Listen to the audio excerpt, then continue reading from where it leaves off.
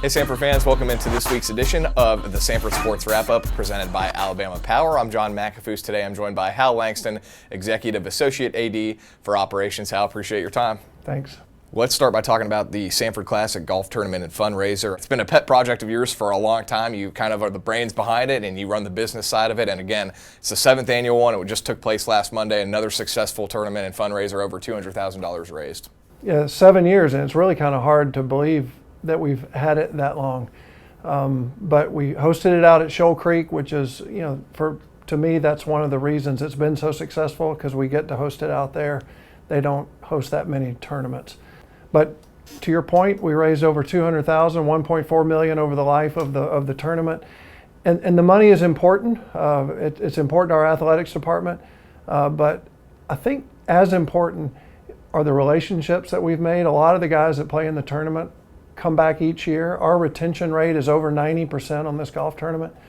And we've built relationships with a lot of these guys. And these are community leaders, business leaders in the Birmingham area, but also the region. So we have about $75,000 worth of whole prizes and player gifts.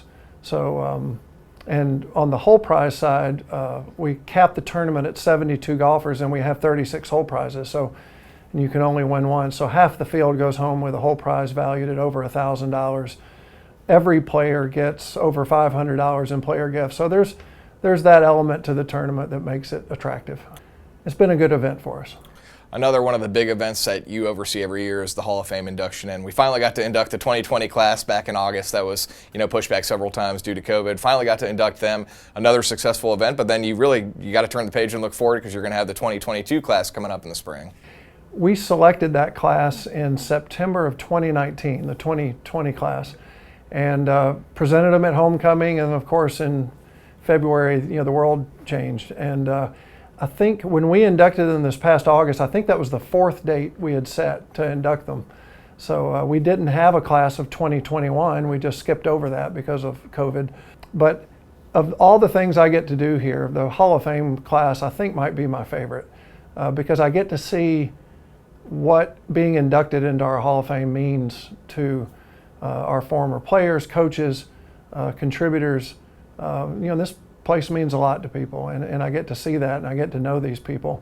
The selection committee met a couple of weeks ago, and the class of 2022 has been selected, and we haven't announced it yet, or else I would tell you who's in it. But so that class will be, we haven't set a date, but that class will be inducted in April or May of next year, and hopefully we can just get back on that cycle. Hal, you're also in charge of the long-range facility planning, and I know one of the big projects that's been ongoing for a long time is the press tower renovations at Samford Stadium, and Phase 2 was completed recently. The press tower completely redone, the inside completely different. A long time coming for that. Talk a little bit about Phase 2 and then also the future, what's coming in Phase 3 down the road. You really can go back several years on the planning that we've done for the renovation of the football stadium. Phase 1 was the video board that was added in 2019. And really that plan has taken on different looks and feels. It's been changed based on fiscal responsibility and identifying our true needs. Phase 2 is what you mentioned, which was a complete renovation of the Bashinsky Press Tower.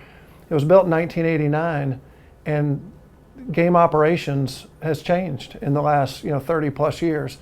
So and it was dated and small, so we reorganized, we moved things around. The south tower up top was really not being used for anything, so we moved a lot of our game operations up there, which allowed us to spread out on the other floors. We renovated our VIP suite that the president and our athletics director uses. So there was a lot being done. It was about a $2.5 million project. The renovation also included the East Gatehouse over on the east side of the stadium. So bathrooms were renovated over there. A family restroom was added. So it was a major project, but long overdue. Phase 3 is really going to address new turf for the field, new turf for the north end zone practice area. We're going to address field level access for our fans. We'll put a fence around the football field, but allow enough room for fans to get down at field level, get behind the benches, which I think will add to our game day fan experience. And also new seating. We replaced the chairback seats in phase 2, but phase 3 will replace our bleachers, and those are dated. Those have been there for decades. Well, that's a project that's gotten probably the most attention, and rightly so, but a lot of other projects happening across campus in athletics as well. Soccer got a new video board prior to this year. We've got new goals in the Pete Hanna Center for basketball. Talk a little bit about some of the other ongoing projects and maybe what else is in store for the coming months and years. Yeah, you know, we do have a long-range facility plan that we've identified. We know things are coming. And I mentioned a few of them in phase 3 of the football stadium renovation. We just know that, we know it's coming. We're currently raising money to put up a new scoreboard and video board for baseball.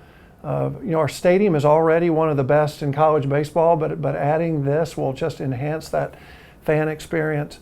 Softball will be getting a new scoreboard. You mentioned the new Spalding goals that went in just a couple of months ago. Those are the same Spalding goal that the NBA uses, so it's a long arm goal, sits a little further away from the floor for player safety. It addresses player safety. Also, these goals were used at the NCAA Final Four in Indianapolis, so we're hoping there's a little mojo there, John. You know, maybe we can leverage that, you know, for our season this year. So. But there's other projects in the making, but it's always something going on. Well, Hal, appreciate your time and appreciate everything you do for Samford Athletics.